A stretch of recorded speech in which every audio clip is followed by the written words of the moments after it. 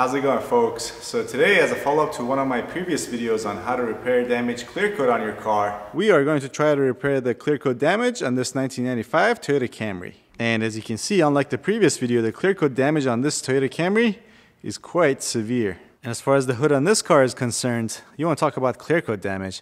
There is no clear coat damage, but that's only because there's absolutely no clear coat on this hood whatsoever. Now I know people are going to be curious about this, so while we're at it and when we're trying to repair the damaged clear coat on the fender, we're going to go ahead and spray some clear coat on the hood as well. Now before we go any further, and just in case the clear coat repair we're about to do here turns out really well, and I think everyone needs to know that no matter what we do here, the clear coat repair is not going to be a long-lasting repair. And for this repair, I'm going to be using this 2K clear coat that you see right here. And obviously you want to try to use a 2K clear coat because they're a lot better than these 1K or one single stage clear coats that you can buy at your local auto parts store. And as far as why 2K clear coats are better, basically a 2K clear coat is a two-part clear coat. One part clear and then one part hardener. See, on these cans, the hardener is on the bottom, and I'll show you how to mix it with the clear coat later. Now if you're interested in this 2K clear coat or any other tools or products that I'll be using in the making of this video, and you want to buy them online, I'll put links to where you can find them for cheap in the description box down below, so don't be afraid to click on them and check them out. As far as why the clear coat repair we're about to do is not going to be a long-lasting repair, but also just to teach you the basics of automotive paint work, we are going to take a quick lesson in the steps involved in painting a car. Alright, so fresh off the production line, all the different panels on your car are going to be basically bare metal. Basically, they're going to look like this bare piece of metal that I have here. So in order to protect this bare piece of metal, the first thing that's going to be sprayed on it is going to be some type of self-etching primer or an epoxy primer. And again, this is to protect the metal against rust, moisture, and corrosion. And next, after that dries, it's time to spray some base coat. Base coat being what gives your car its color. And your base coat is going to be the thinnest layer. The different finishes that are sprayed on your car, and it's just there to apply some color. And then after the base coat dries and after a certain amount of time passes by, then clear coat is sprayed. And clear coat has to be applied within a certain window after you apply your base coat. Let's say about an hour up to 24 hours. And that's so it can bond and stick to the base coat. And the job of your clear coat is to protect your base coat against the sun and also give it that nice shiny gloss. So this is not so shiny right now, but pretty soon it's gonna have a nice shiny gloss. There, I think you guys can see it better at this angle. Alright, enough of that. Now let's get on to the repair procedure. So first thing you want to do is to get yourself a bucket of clean water and then add your favorite car wash soap, and then using a clean sponge, thoroughly clean the panels that are to be repaired. Now it's true that if you use a sponge and if you go hard enough, you can put hairline scratches on your clear coat, but again, there's no clear coat on this car. And after that, you get yourself another clean bucket of water and thoroughly wash down the panels. And obviously this would be a lot easier if you could use a garden hose, but I just don't have one here inside the shop. By the way, I just thought of a pretty cool tip I can give you guys, and that's, you can just use water to get an idea of how things will look like after you apply your clear coat. So for example, here on the hood, this is probably what's going to look like after we apply our clear coat and give this panel that shiny gloss. As you can see, the discoloration in the base coat has been going on for just way too long, and you're still going to see it even if you apply clear coat to it, but it is a bit of an improvement, I guess. Also, you can use the same thing to see whether the damage to the lens of your headlight is from the outside or from the inside. Just spray some water, and that's pretty much what it's going to look like if you were to apply clear coat to the outside of it. Now in the case of this headlight, as you can see, there is a lot of improvement when we put water, so there's a lot of corrosion to the outside of this lens, but it's still not 100% clear, so there's also some corrosion to the inside of this lens as well. Alright, next you grab yourself a microfiber towel and then thoroughly dry off the panels that are going to be repaired. Alright, now as you can see, we still have clear coat towards the bottom portion of this panel, but it's completely missing on the top part. Now in order for the new clear coat that we're going to be spraying on here to have that stick to this old clear coat, we need to scuff up this old clear coat. You can either use some 1500 grit sandpaper or a gray Scotch Brite pad. And this isn't just any Scotch Brite pad, this is made specifically for auto body and paint repair. And if you're interested, again, link in the description box. And I prefer this because not only it's easier to use than a sandpaper, but it's also going to be a lot easier using this to get rid of this flaking clear coat that we have around the edges. You really need to get rid of all this, otherwise, you know, whatever you spray over this is going to flake off with it, all right? Now, since this is a pretty severe case, pretty much no matter what we do, there's still going to be some flaky clear coat around the edges, but, you know, we're just going to do the best we can.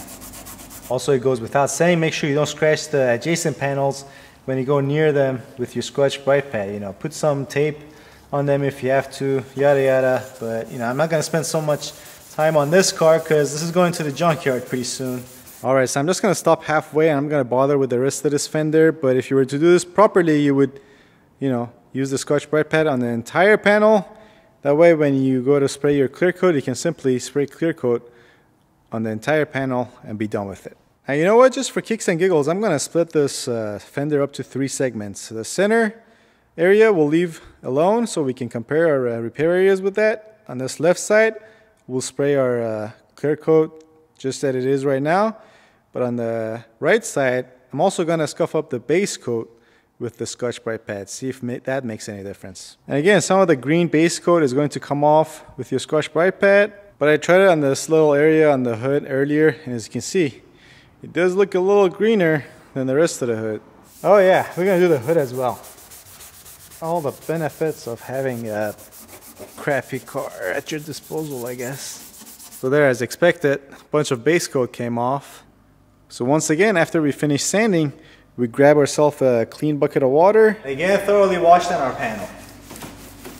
Alright, so normally next step would be to tape and mask around the panel that's about to be sprayed, but since this car is going to the junkyard again, I'm not going to bother with that. So there's that, but if you're doing this on a car that's not going to the junkyard, I recommend you put masking paper on the entire car, or at least all the way to the rear windshield, because these cans, they're pretty strong, and once you start spraying, and if the rest of the car is not covered, you're going to get overspray on them, and since this is 2K clear coat, you're going to have a hard time cleaning it off. Alright, so next we're going to shake this can for 2 minutes. Next we'll remove this plastic cap from up top and place it on the bottom like this. Alright, and next we'll just turn this upside down and then press it down from up top. And that mixes the hardener with our clear coat. And once more, we shake it for 2 minutes. So what we're going to do is to apply 3 medium coats to each segment with 50% overlap. Also, it's very important before you start spraying, you grab yourself one of these. Luke, I'm your mom's baby daddy. So you want to spray this from about 80 inches away from the panel, and also make sure you start moving your hand before you start pressing down on this and start spraying. Otherwise, if you're not moving before you start spraying, you're going to leave a blob of clear coat on one end.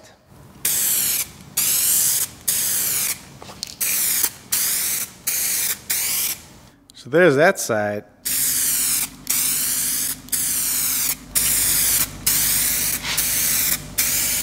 Alright, so here's what we have after our first pass. You know, a little bit of improvement, but again, you are spraying clear coat on a panel that has hardly any clear coat left, so there is going to be improvement. But how good is it going to come out? That's a different story. Alright, 5 minutes later, and now we're going to make our second pass.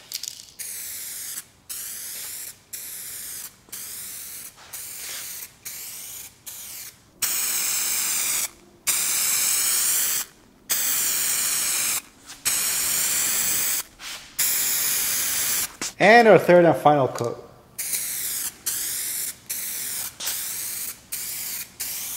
Alright, next I'm just going to wait about an hour and then go ahead and remove the centerpiece, and then we can look and see if we've made any improvements. Alright, so it's been an hour. Let's peel these off. As always, as I've said before, you want to peel these away from the clear coat you just sprayed on there.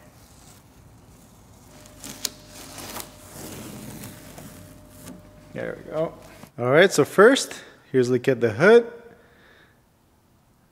Improvement. Yeah, I would say so. how much of an improvement. I'm not too sure. Alright, so here's a shot at this angle. You guys can see it better. As you can see, it's still pretty clear where the clear coat damage was before we started spraying. As far as whether this side is better than this side that we sanded down with our Scotch Brite pad, you know, honestly, I can't really tell a difference. Maybe just a little bit better on this end, actually. Just a tad, from this angle at least. Actually, once you get closer, I'm not sure if you guys are going to be able to pick these up, but you can see some lighter spots on this side where we sanded with our Scotch Brite pad. Whereas on this side is, you know, it's still there's still clearly discoloration, but it's still at least somewhat more even. And here's a look from a little further back. This might give you a better idea of how things look like. So as you can see, things are shinier. I mean, that's expected. You are spraying clear coat. You're going to have some improvement, but, you know, the areas where we had the damaged clear coat, when it transitions to the areas where there's still clear coat, the difference is still noticeable, even though we have clear coat on both sides now. Now, I guess an argument could be made that if we were to spray the hood and the hood only, there would be a noticeable difference, and it would be a pretty big improvement. But that would only be because there would be nothing to compare it to. You know, like on the fender, discoloration to the base coat that has happened over time, that this clear coat on the top portion has been missing. When we spray clear coat on both sides, you know, you can compare it to each other, and then there's a huge difference. Whereas on the hood, you know, the clear coat is completely gone, so you have nothing to compare it to. And what could argue it would make a huge difference. Now, if this result disappointed you, fear none, because in the next few weeks, I'm going to make a video showing you how you can sand, apply primer, and also base coat and clear coat using nothing but spray cans. Now, before you go, do me a favor and share this video on your favorite social network, and also check out these other related videos, of which I'll put links to on this side of the screen that you can click on. There will also be links in the description box down below as well. Alright, thanks for watching. I'll see you guys next time.